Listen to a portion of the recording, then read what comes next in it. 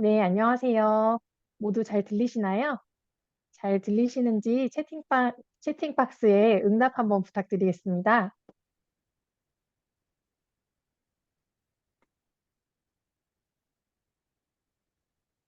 네, 잘 들린다고 응답해 주셔서 감사합니다.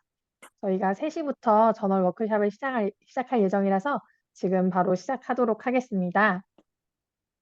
네, 안녕하세요. 다시 한번 인사드리겠습니다. 저는 드그루이터 출판사의 한국 대행사 JRM의 김혜영 차장입니다. 바쁘신 와중에 드그루이터 전월 워크숍에 참석해 주신 여러분께 감사의 말씀 드립니다. 오늘 워크숍은 3개 대학이 참여해 주셨고요. 약 150명 정도 등록을 해 주신 것으로 확인이 됩니다.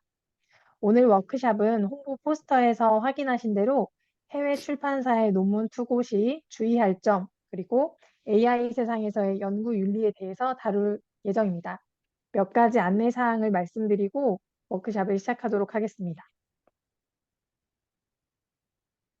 첫째로 워크숍 진행 중 참석자분들은 자동으로 마이크는 음소거된 상태이고 카메라는 꺼져 있는 상태이니 참고 부탁드립니다.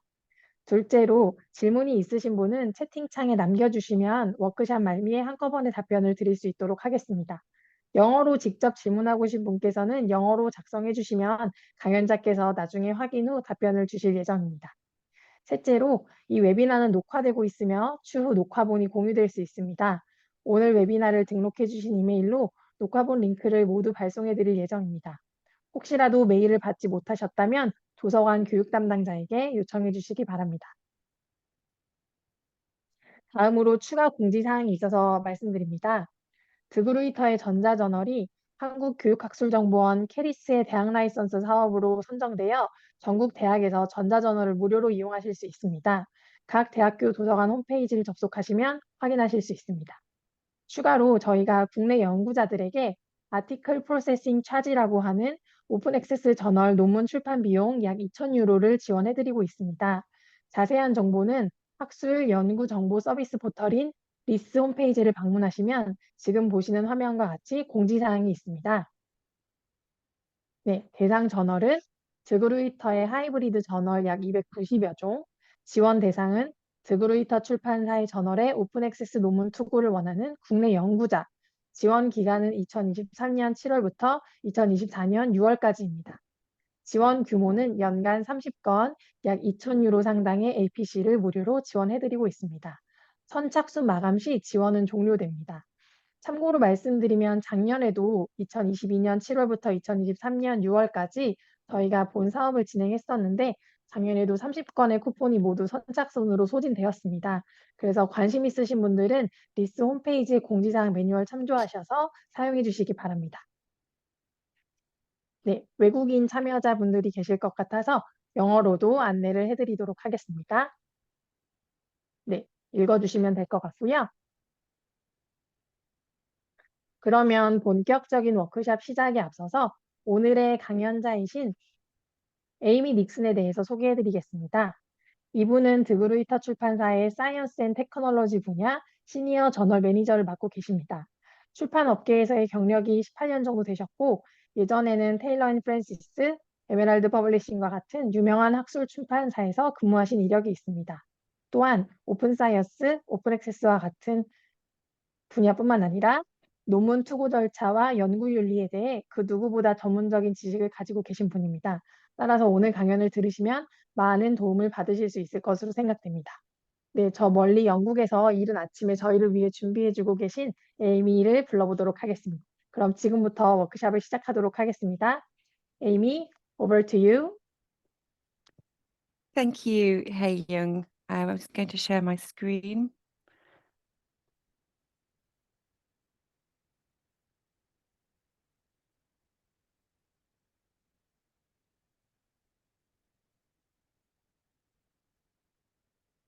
Okay, Hey Young, can I just ask you to confirm that you can see my slides? Yeah, we can see well. Yes, okay, thank you very much. So good afternoon, everyone, and welcome. And I'd just like to say, first of all, thank you very much for asking me to speak today. It's an absolute honour to join you and to speak about Gruyter and also the topic of research ethics and research integrity. So why is the topic of research ethics and integrity important? Well, as I'm sure you're aware, the availability of information both within the research community and in day-to-day life has grown exponentially in recent years. And with this proliferation of information, there has, for some people, become a crisis of trust.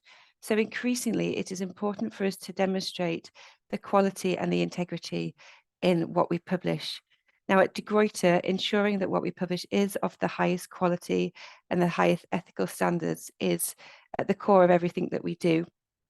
But we also hope that by showing you how we follow journal guidelines, it can help you as authors to ensure that your papers, when you submit them to journals, are as rigorous and as error-free as possible.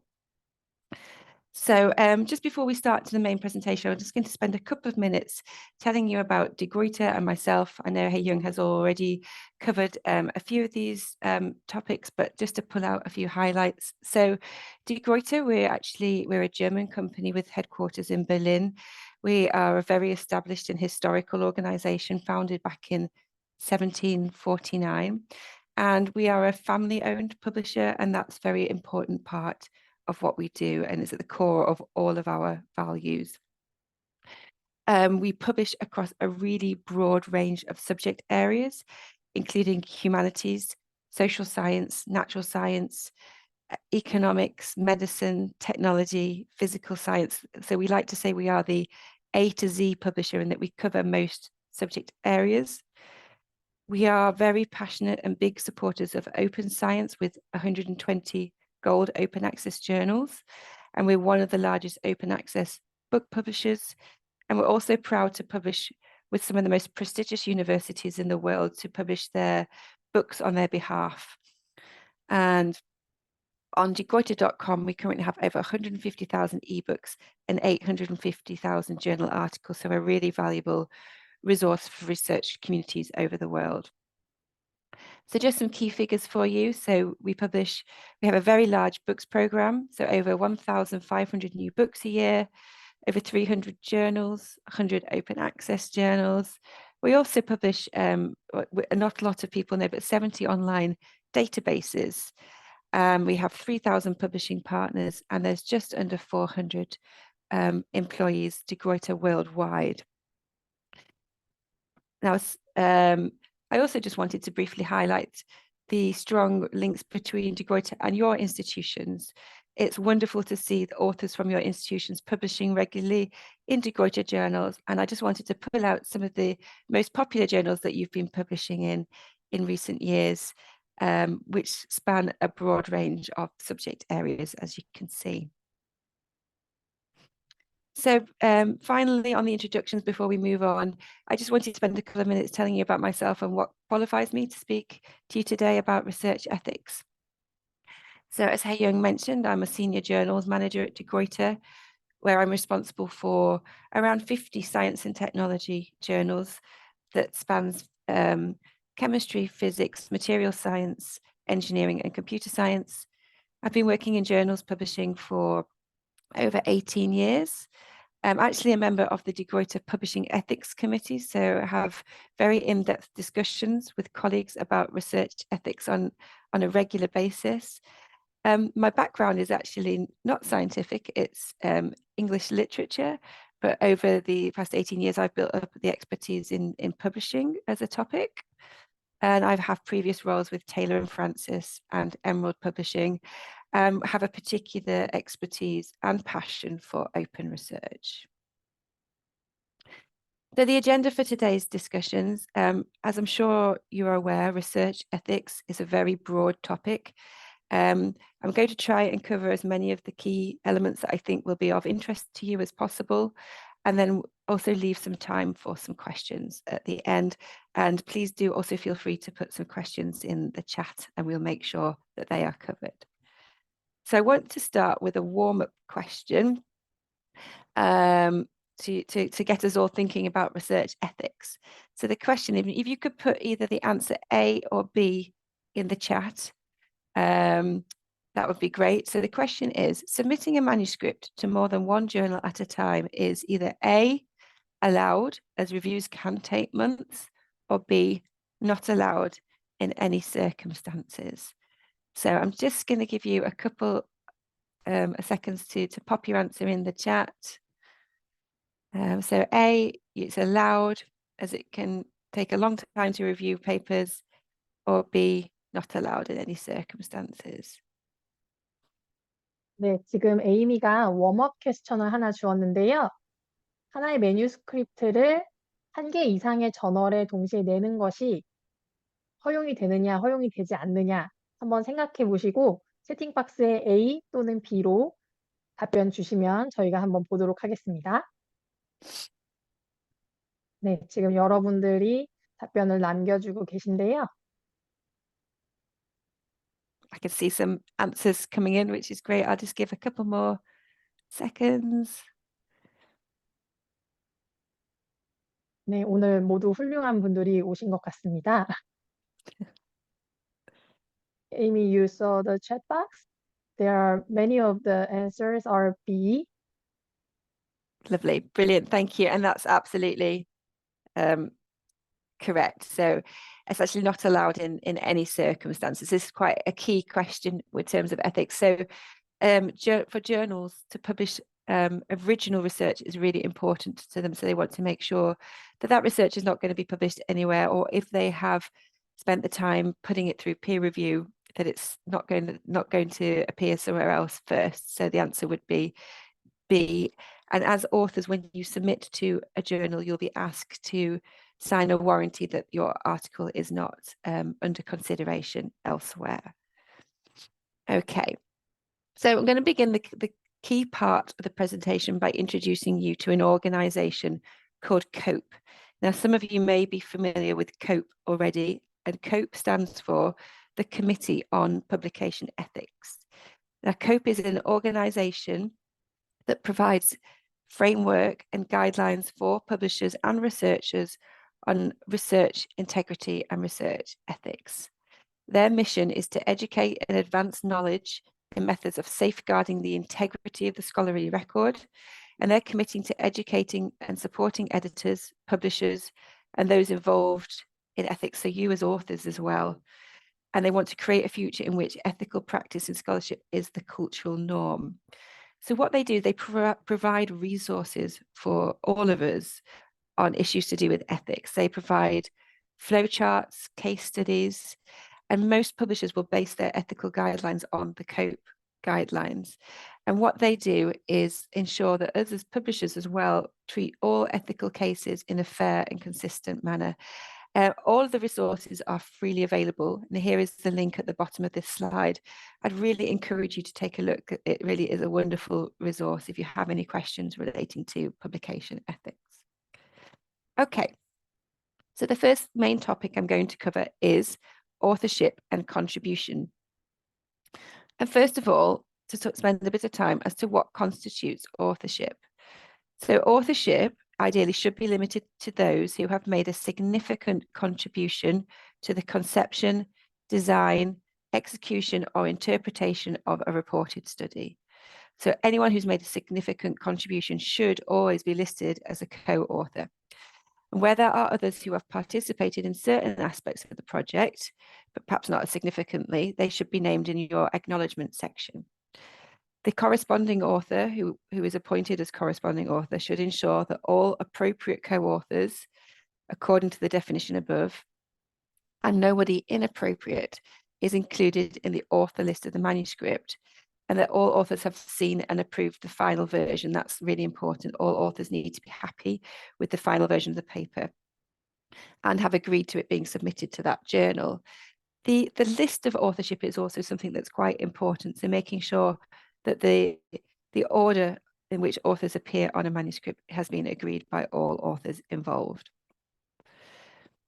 So in terms of ethics in authorship, we do encounter some ethical issues when it comes to authorship of papers. Sometimes we have cases of inappropriate attribution of authorship to a piece of scholarly work. So perhaps where an author's been added but hasn't made a contribution, or have added their name to another piece of work. So this particularly involves a situation where roles of contributors are questionable. or perhaps we get asked to add an author at the last moment to an article, or an author is missed off. We call that ghost authorship, or gift authorship, where someone's just added to get the citation reference, but perhaps didn't contribute. So it really is quite a key part to ensure that everyone listed on that paper really did make a significant contribution and that they fully agree to the final version before it's submitted. Okay. I also wanted to spend a little bit of time briefly talking about authorship and AI, so artificial intelligence, because I'm sure you are aware the increasing role that AI is playing in our lives and within research. And I think it's an exciting time for us in that AI provides many opportunities for technological development, but also a time of challenge as we decipher how it fits within our ethical protocols.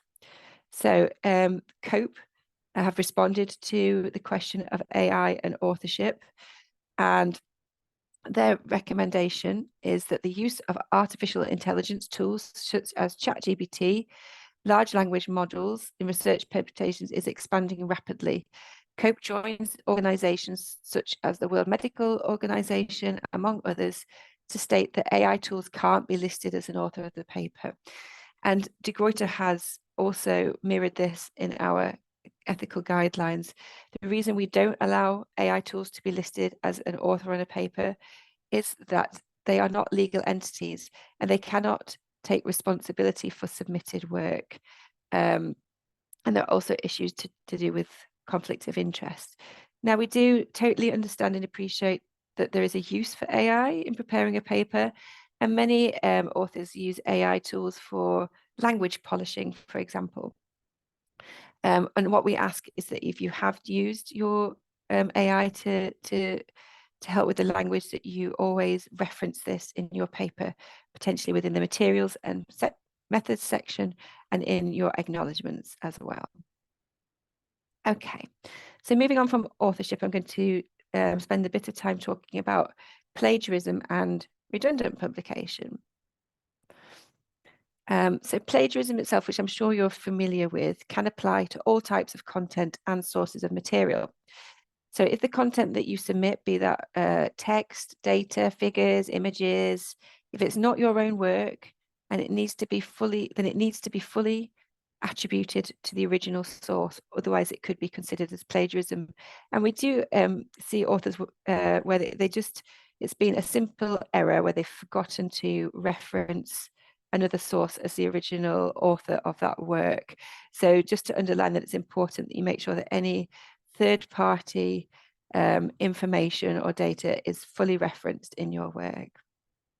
So COPE defines plagiarism as when somebody presents the work of others, so data, words, or theories, as if they were his or her own without proper acknowledgement. And just to say that Gruyter does not tolerate plagiarism in any of our publications, and we use plagiarism detection software such as Authenticate and Crossref to check most of our submissions as they come in. Okay, and then we also have something called text recycling or self-plagiarism, and this is when authors perhaps are building on previously published work and they reuse large portions of that work, verbatim copying without, again, clear citation. And again, this can be sometimes just simple oversight or error. So just to remind you that to properly cite your own work if you're using it in your papers. And then we also have an issue called redundant publication. And this is where we have duplicate submissions or duplicate publications that refer to the same study and they're published in two similar journals. Now, obviously, we understand that from one data set, you may have several publications, but if a lot of the text and the body of the article is directly similar to another article that you've published, we would class this as redundant publication, and just encourage you again to properly cite any previous work and to make sure that if you are presenting data from that same study, that it has a new finding and that it's presented in a unique and a different way. Okay, moving swiftly on, then I also wanted to touch on conflict of interest. So this is two competing interests that may perhaps cause a conflict or an issue and potentially undermine the research that you are publishing. So conflict of interest, which is sometimes referred to as competing interest. Now, this might be financial, personal, or professional. And it's a situation where a person or organization is involved in multiple interests, and serving one interest could involve working against another. So an example of this could be potentially a researcher that has a financial interest in a research project and might serve to financially gain from the research. That would be classed as a conflict of interest. And it's really important, if you feel that there is a conflict of interest, be it financial, personal, or professional, that you declare that within the conflict of interest section on your research article. And again, COPE provides some really good guidelines on conflict of interest if you're interested in reading more on that topic. Okay, then also moving on to the peer review process. I'm sure as authors, you're very familiar with the peer review process of journals. Now, there are a number of ethical concerns that we as publishers monitor and look out for to make sure that we are providing you with the best and the most fair peer review process possible. Unfortunately, we have seen an increase in what we would call peer review manipulation. Now, manipulation of the peer review process is where people use dishonest or fraudulent practices to prevent or inappropriately influence the assessment of a piece of scholarly work as per the COPE guidelines. I'll give you quite a recent example of this. Some journals will ask authors to provide names of recommended reviewers, which is a completely ethical practice that's absolutely fine. We would perhaps use one or two of those recommended reviewers, but also independent reviewers as well. But we've had cases where people have set up fake accounts for reviewers and recommended them, and so they're actually conducting the peer review themselves. So obviously that's very unfortunate, and we have to put steps in place to make sure that things like that can't happen. So we have, if there are cases where there is suspicion or allegation of peer review manipulation, we would follow the COPE guidelines to make sure that that case is resolved. And there are a number of things that we do as publishers to ensure that the peer review process is very rigorous and high quality, and it gives you as authors the service that you deserve. So the best practices we employ are, we require that authors submit manuscripts to journals themselves, so it's not done by a third party or an assistant or someone not involved in the study. We really encourage the use of ORCIDs as well, so authors using ORCID IDs, and also reviewers as well, so we can verify their academic expertise. Where we do have suggested reviewers, so the example that I just gave a few moments ago, we will thoroughly check that they are qualified to review the manuscripts and their email address is accurate. So in those cases, we really would be looking for an institutional email address rather than say a Gmail or Hotmail account. And we always look at the peer review reports very carefully when looking at the returned reports from the reviewers, and we check for any unusual patterns of behavior which may suggest peer review manipulation. For example, again, the case I spoke about a moment ago, all of the reports were returned within 5 minutes of each other, which would be very unlikely. So that suggested that perhaps there was something not quite right going on there. So for De Gruyter, upholding an ethical peer review process is one of our absolute core focuses and central to everything that we do. Okay, so as authors, I want to just touch on how to appeal a peer review decision, because there may be times where you don't necessarily agree with the decision of the reviewers and the editors. And that's absolutely fine from an ethical point of view, and you are entitled as authors to appeal that decision. So there's some steps that you can take to make sure that is done in a constructive and ethical way. So what we would recommend is that you contact the journal editor in writing, explaining clearly the reasons that you disagree with the decision, and give them as much evidence as you can to counter their decision as well, or highlight where you think they've made errors in their judgment. As part of this, feel free to provide any new information or data that you would like the journal editor to consider that supports your work. And what the editor will do with that, they will usually consider just one appeal per article, and then the decision following that appeal is final. And typically, I mean, most journals have slightly different appeal processes, but some would go back to the reviewers in question, some would go to the editorial board, but they will consult as a group on the information that you've provided, and then make a decision on your appeal. But usually we will allow just that one appeal, so that then decision would be final. If you have any appeals relating to Gruyter journals, please always do feel free to reach out to us, and we can help to guide you through that process. Okay, moving on, I want to speak briefly about paper mills.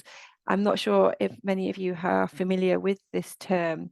It is becoming an increasing concern for publishers and I think researchers on an international level. We're seeing an increasing practice where companies are springing up and offering papers to authors for sale. So paper mills are the process by which manufactured manuscripts are submitted to a journal for a fee on behalf of researchers, with the purpose of providing an easy publication for them or to offer authorship for sale.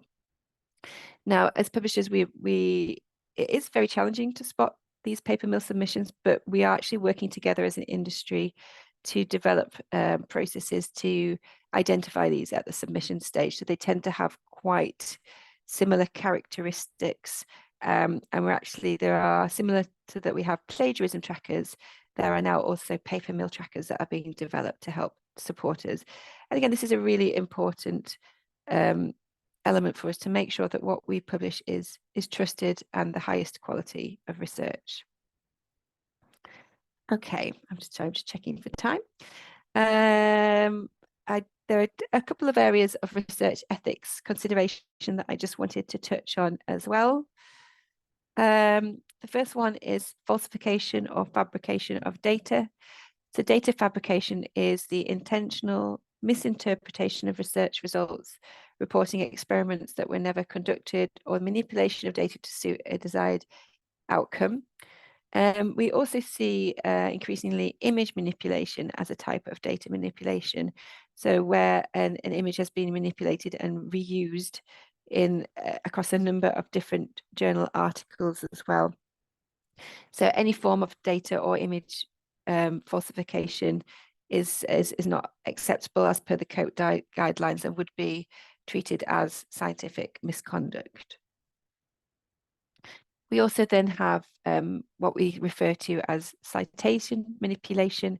So obviously a citation is a key and very important practice as part of the research ecosystem, but we do unfortunately see some manipulation in citations. So citation manipulation is characterized by behaviors intended to inflate the citation counts for personal gain. So for example, an author trying to inflate their own citation counts, or a journal perhaps citing their own work a lot, or excessive citation between a collection of journals that's perhaps looking to inflate the impact factor. So we want to make sure there are measures in place to make sure that citation is done ethically and is a true representation of what is being read and what is being impactful in the research community. So we've covered quite a number of ethical areas throughout the last 20 minutes. And I want to just touch on now what happens where either there is an ethical concern or where there's an error, because we do totally appreciate that sometimes mistakes happen, things are admitted. So it's not a case of misconduct, it's just a simple human error, and it's flagged to us either just before publication or after publication. So I just want to touch on the mechanism for dealing with either errors or misconduct in published work. So the first one is corrections. So editors with the support of De Gruyter will consider both retractions, corrections, and amendments following the COPE guidelines. So where an article, and there's different terms for these corrections, where a published article is found to have an error, we will publish an erratum or a corrigendum. Oh, sorry, I beg your pardon, I'll go back. So an erratum tends to be where there's been a publisher's error, and the corrigendum is where there is an error by the author. In rare cases, we will also consider a retraction. And retractions, so usually we hope that if there is a small error within a paper, it can be amended, and we will amend it on the published version and issue either an erratum or corrigendum notice so the readers can see what's been changed. But on rare occasions, it perhaps might be that the error is so severe or there's been misconduct, in which case we would consider a retraction. So retractions are reserved for articles that are so seriously flawed that their findings and conclusions can't be relied on, or for articles that are found to include substantial duplication, so plagiarism, or something that could be potentially life-endangering content. So if we think about the medical research field, if there was an error found in a medical paper, that could have more serious implications. So we'd want to make sure that that paper was clearly retracted. Other potential reasons for retractions include inclusion of materials without authorization for use, copyright infringement, unethical research practices, like some of the ones we've spoken about, authorship and COI, manipulation of the peer review process, and, like I say, undisclosed conflict of interest. It's important to note that when a paper is retracted, it's not actually taken down from the online platform. It remains there in the scholarly record, but will have a large retraction watermark placed over it. We will, on very rare occasions, consider a complete removal, so taking a paper down from the platform. So we would do this when de Gruyter considers there may be a legal obligation to do so. So this includes where we have concerns that the article may be defamatory, that it violates personal privacy or confidentiality laws, is subject to perhaps a court order, or again might pose a health risk to the public. So only in those circumstances would we completely remove a paper from our platform.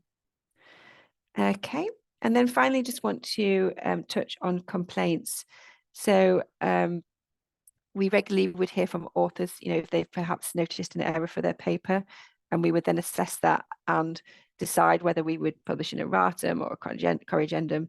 But we do from time to time also get complaints from readers about an article where perhaps they have spotted an error or a flaw in that paper.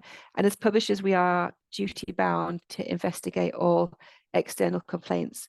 And we're also, even if that's an anonymous, sometimes there are reasons why a reader will not want to be known, their identity to be known, but we are still obliged as publisher to investigate that complaint.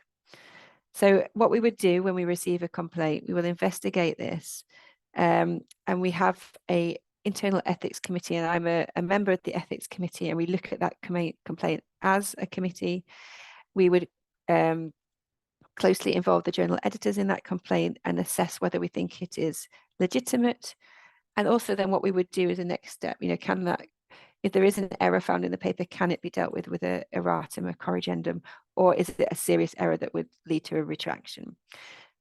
We take all complaints really seriously, like I mentioned, and we try to deal with them as a fair and consistent way, always as well giving the author the chance to respond and giving them a voice in that discussion.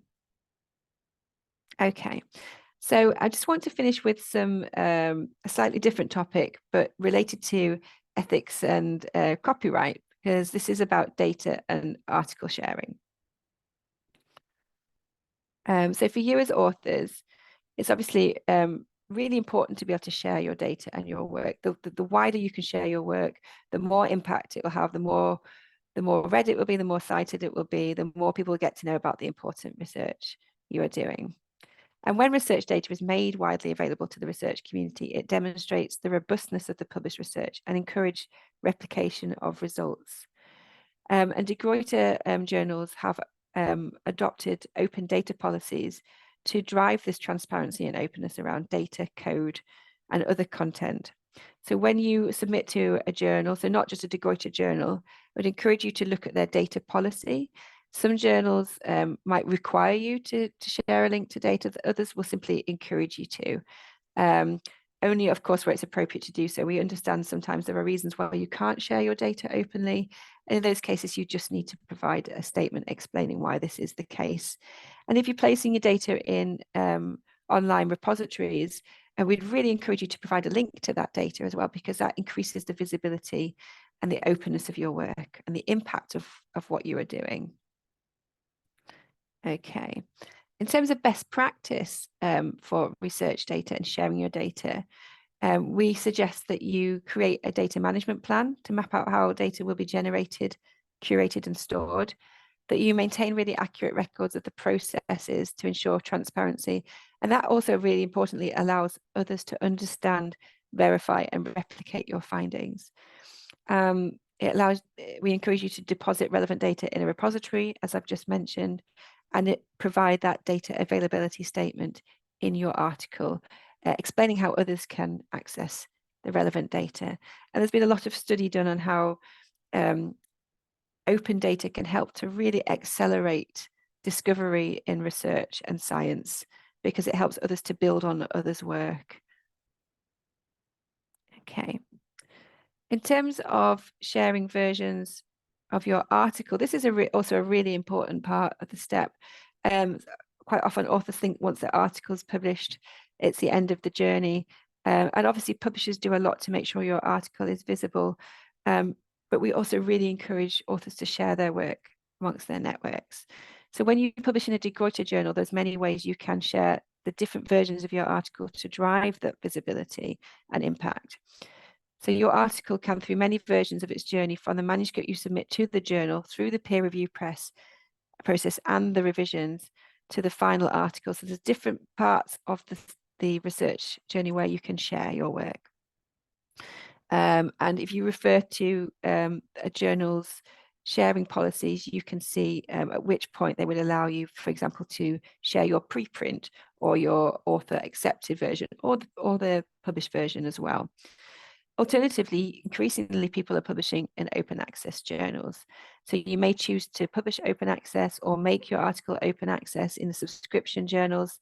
And Hey Young mentioned at the beginning of the presentation the vouchers that De Gruyter offers to enable you to make your work open access. So in these cases, article processes charges will apply, or if there is the voucher, that ensures that is covered as well. So if you've published open access, there's an absolutely wonderful opportunity for you to share your article as widely as possible. So we would really encourage you to share it via social media, via other networks that you are members of, to ensure that it reaches your community. Okay. And then just finally to talk about a little bit about copyright, because this is quite an important element of the process. And in particular, reusing third-party material. So as the author, you are responsible for making sure that you have the correct permissions to reuse any third-party material in your article.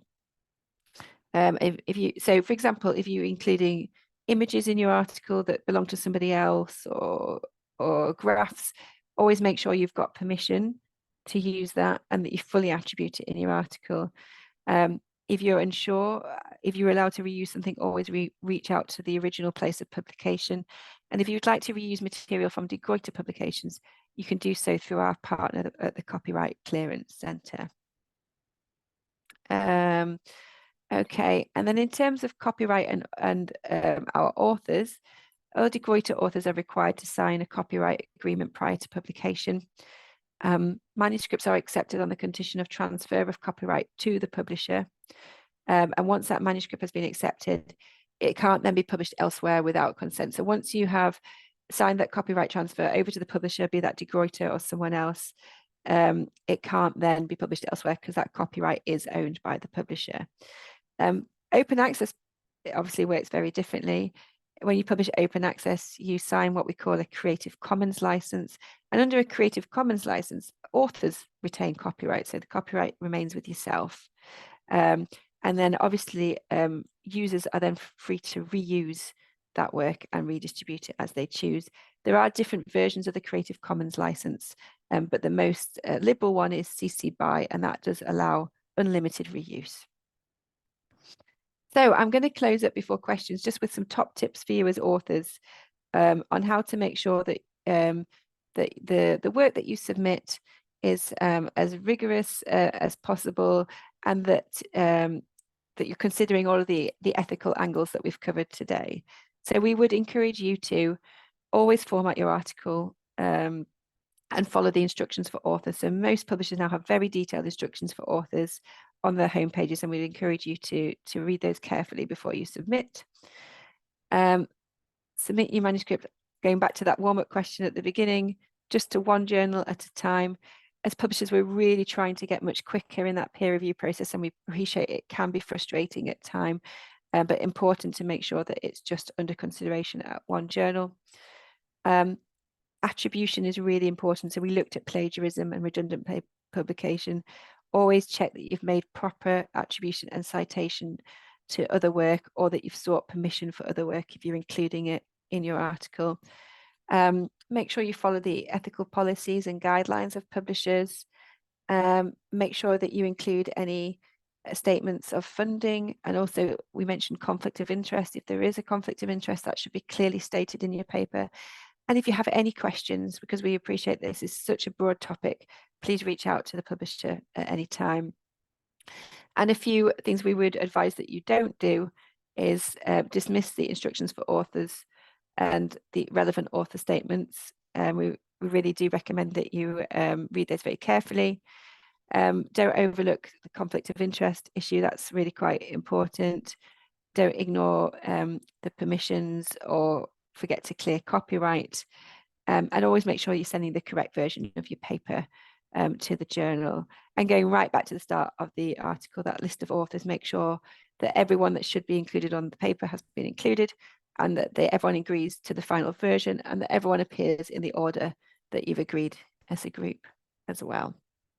Okay, so thank you very much for listening to our presentation on research ethics and integrity. I hope you found it useful. I'm going to turn back now and think to Hae-young to see if there's any questions from the audience. 네, 오늘 강연 지금 마쳐주셨고요. 혹시 문의사항이 있으신 분은 채팅박스에 편하게 남겨주시기 바랍니다.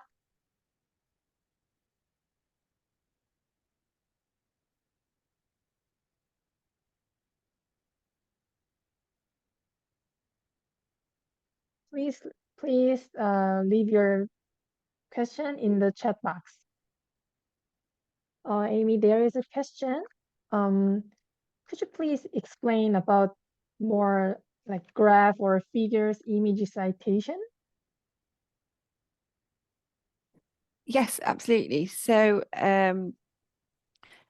it's just really important to, if you've used an image of a graph that's taken from elsewhere, you must have sought permission to use that. Even if it's from your own previous work as well, if you've taken perhaps a graph that you've presented elsewhere in another article or in a book, it's always really important to make sure that's properly, you cite the original place of publication. So it all comes down to where something was originally published. Just making sure that you just cite that appropriately to its original source. Does that answer that question? Yeah, I think so.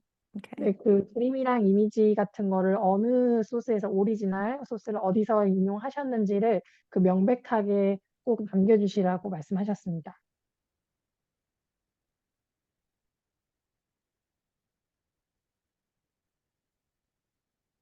네, 그렇죠. 인용하는 것 외에 그 오리지널 소스에 대한 퍼미션을 반드시 받아야 된다고 말씀하셨습니다.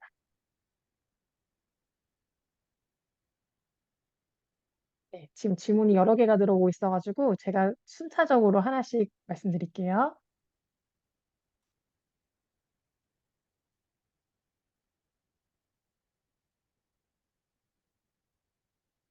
Yeah, Amy, there is a question.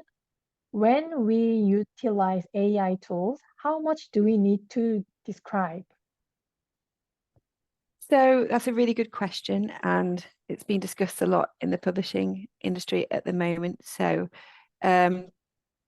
we we permit using AI tools for example, for language polishing, for language editing.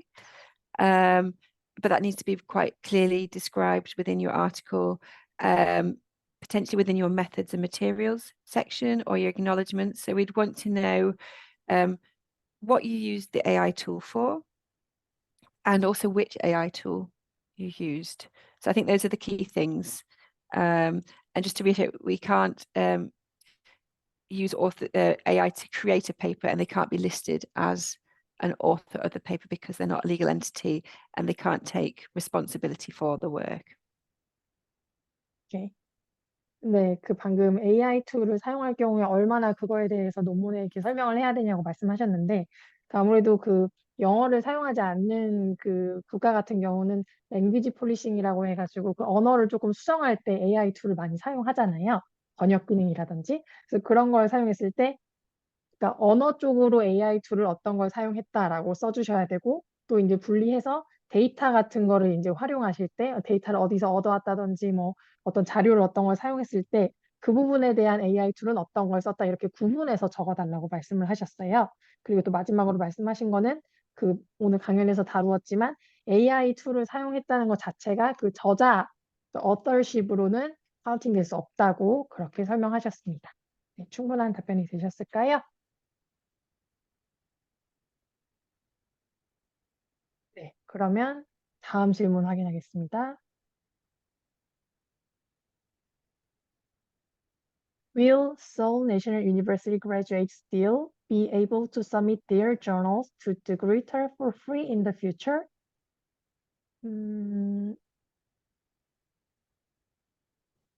So this perhaps relates to the APC voucher. Yeah, I think so. Yeah. Yes. Yes, you can use the APC voucher, and then you can submit your article to open access journal. Then you can use the APC voucher for free. So Seoul National University students, anybody can use that. 네, 아까 그 제가 강연 초반에 말씀드렸던 그 오픈 액세스 저널에 논문 투고하실 경우에 그 논문 투고료를 그 국가에서 대준다고 말씀드렸잖아요. 그래서 그 30건은 뭐 서울대학교 학생뿐만 아니라 뭐 다른 학교들, 국내에 있는 그 대학교 소속의 연구자들은 모두 사용하실 수 있습니다. 단지 선착순이고 이제 사용하실 때 그 기관용 이메일을 사용하셔야 되세요. 뭐 snu.ac.kr 그 이메일 도메인을 기관용으로 사용해 주셔야 저희가 이 학교는 국내에 있는, 그러니까 한국에 있는 그 캐리스 대학 라이선스 사업으로 이제 사용하는 쿠폰이다. 이게 이제 인증이 되기 때문에 반드시 학교 이메일 계정으로 사용해 주셔야 합니다. So when you submit the article, please use your affiliation email domain. It's like snu.ac.kr. Then you can get the APC voucher for free.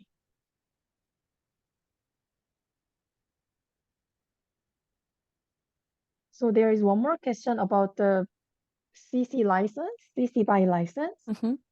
Could you please explain a little more detail?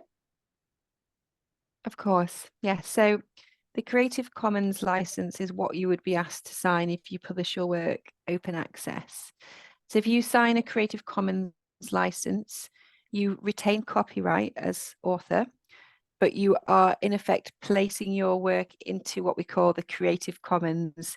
So it means that if you sign the most common version of this, which is CC BY 4.0, it means once published, anybody can read, so it's free to read, but also anybody could reuse your work for any purpose. And it's been designed to support reproducibility in science.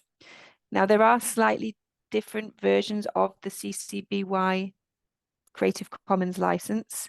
I won't go into too much detail because it can get quite complicated. But for example, there is a license that's called CC BY NC, which stands for non-commercial.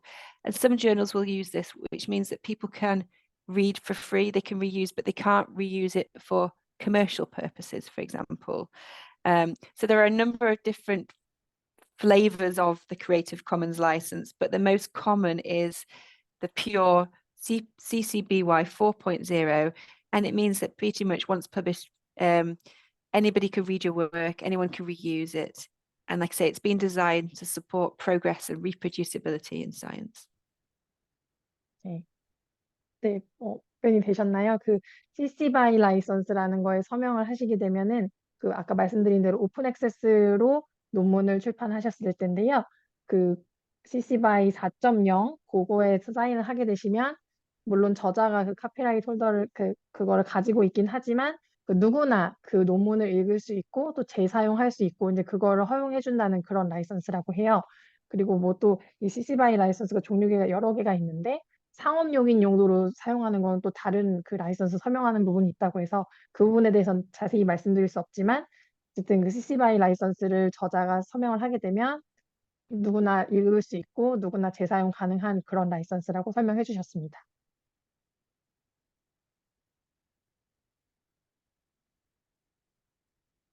네, 또 질문하실 분들은 채팅 박스에 남겨주시기 바랍니다.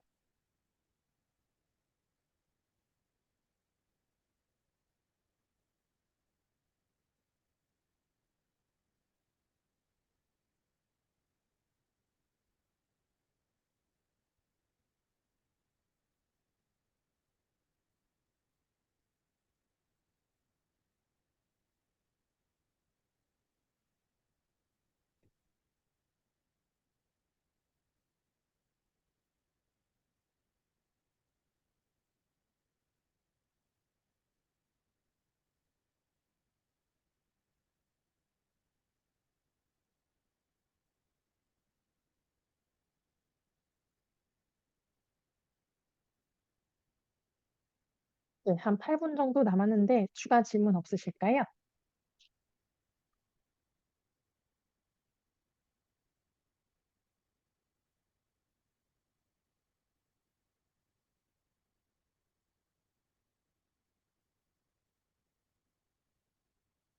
네, 그러면 뭐 시간이 조금 남았으니까 다른 학교 워크숍 진행했을 때 나왔던 질문들을 그 지금 강연해 주신 분께 여쭤보고 그 좀 내용을 공유하도록 하겠습니다. 그 몇 가지 공통된 질문들이 좀 있었어가지고 그 공통된 질문 중에 하나가 그 저널을 투고를 했는데 리젝 당해서 그러니까 그 데스크 리젝션이나 이런 걸 당해가지고 뭐 그 다음에 이제 어떻게 행동을 해야 되는지 뭐 이렇게 물어보신 적이 있거든요. 그래서 그거에 대해서 좀 답변 여쭤보도록 하겠습니다.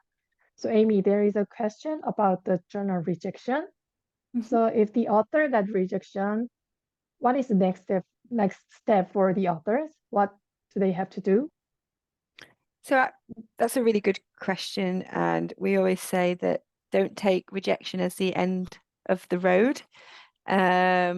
We would encourage authors to really look in detail at the reviewer comments. So what was the specific feedback? Can that be addressed? Now, some journals will work with authors and encourage you to go away and rework the paper, and you can resubmit it. Or you might choose to submit it to a different journal. So just to really encourage you to don't think that it's the end for that paper, to really take on board the comments of the reviewers. It might be, I mean, there are different reasons for rejection. It might be that the scope is wrong, that it's perhaps just not the right journal, and they don't cover that topic. So look more carefully at the aims and scope of a different journal. Sometimes it can be language that perhaps needs some language editing, and there are a number of really good services out there that offer language polishing service as well. Or it might be suggestions around the structure or the method. Really would encourage you to go and take on board those comments, and either you could reach out to the editor of that journal and ask if they would consider a resubmission.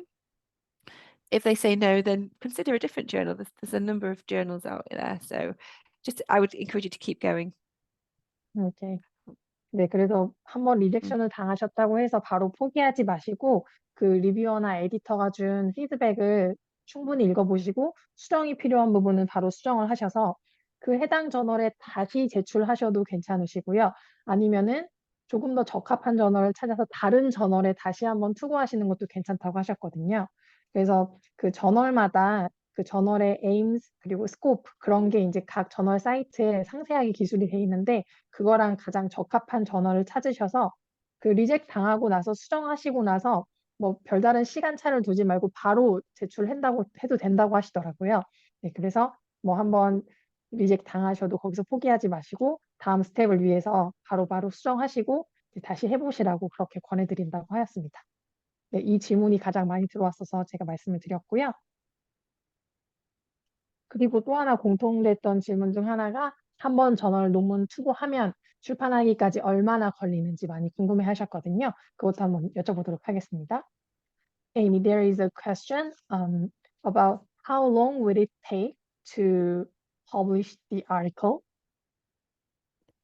So So the journey, how long it take? yeah, it's there's not a definite answer on that because it varies so much from journal to journal. I'll give you some examples. So one of the popular journals amongst your institutions is Nanophotonics, which is an excellent open access journal. The average time from submission to publication is, I think, 60 days. So you would have a first decision within 30 days. And then once accepted, it is published within 12 days, I think, so super quick. For some of our other journals, typically within the arts and humanities, the review process can take a bit longer. They're often longer articles. So that can take, we can be talking about several months. And it can depend on how big a backlog of papers a journal have. If they're overwhelmed with submissions, all of a sudden it can take a lot longer. So I would say within science and technology, 2 to 3 months is a good gauge. Obviously, again, there can be anomalies. Sometimes we find if a paper is on quite a unique or niche topic, it can be more challenging to find reviewers that specialize. So it can take longer to find an available reviewer. But it can take up to 6 months and longer for some journals. So I'm sorry if that's not very helpful. Increasingly, journals are publishing their turnaround times on their homepage. Not all Gruyter journals do that at the moment. We're looking to do that because we get asked the question so often. But if you're not sure, you can either look on the journal homepage. Sometimes they will tell you the average times. 네. 그래서 이거에 대해서는 이제 그 논문을 수고하고 나서 출판되기까지 기간이 정확하게 이제 정해지지 않았다고 해요. 방금 말씀하신 것처럼 이제 사회과학 분야 같은 경우는 그 리뷰 프로세스가 조금 길다고 합니다. 뭐 리뷰어를 찾는 것도 시간이 좀 걸리고 또 특히 뭐 이제 좀 특화된 분야 그런 쪽에는 인력 풀이 많지 않아서 조금 더 오래 걸릴 수도 있고 그리고 그 과학기술 분야 같은 경우는 조금 더 빨리 진행되는 편이라고 해요. 빠르면 뭐 2달, 3달 정도 걸릴 수 있다고도 하시고 뭐 그 아까 말씀드린 사회과학 분야 조금 오래 걸리는 경우는 뭐 6개월 이상 걸린다고 하셨거든요. 그래서 지난번에 다른 학교에서도 그 논문을 한번 투고했는데 뭐 5개월 정도 됐는데도 에디터나 이제 뭐 리뷰어한테 답장이 없다. 아무리 연락을 해도 뭐 그런 식으로 이제 문의하셨는데 그렇게 좀 오래 걸리는 경우도 있다는 거 말씀드리고 만약에 너무 오랫동안 응답이 없을 경우에는 에디터한테 이메일을 보내보거나 아니면 출판사 쪽으로 한번 문의를 해보는 것도 좋다고 말씀해 주셨거든요. 네, 그래서 그분 참고해 주시면 좋을 것 같습니다. 네, 그래서 방금 말씀드린 그 2가지 문의사항이 제일 공통적으로 들어왔던 거라서 공유를 해드렸고요. 혹시 마지막으로 추가 질문이 없으신지 한번 네, 받아보도록 하겠습니다.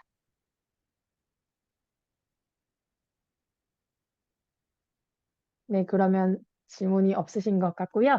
나중에 질문이 생기시면은 저희 뭐 드그루이터 출판사나 대행사나 각 학교 도서관 쪽으로 문의를 하시면 저희가 도와드릴 수 있는 부분들은 언제나 도와드릴 수 있으니까요. 예, 문의해 주시고요. 그리고 오늘 강연 자료도 녹화된 그 녹화본 링크하고 이 PDF 자료 이번에 등록해주신 웨비나 등록해주신 이메일로 저희가 한 일주일 이내로 자동 발송해드릴 예정입니다. 그래서 자료 보시고 궁금하신 사항 있으시면은 언제든 문의 주시고요. 저희 드그루이터 저널 많은 이용해 주시면 감사하겠습니다. 네, 그러면 오늘 여기서 마치도록 하겠습니다. Amy, so I think we can wrap it up. So could you please formally say goodbye to everyone? Yes, well, thank you everybody for attending today and for listening to what we had to say. It's been a pleasure to meet you all online. Thank you. I've included my email address. If anyone has any other questions, feel free to contact me. So thank you and goodbye. 네, 오늘 모두 수고 많으셨습니다. 감사합니다. Thank you very much. Thank you. Thank you.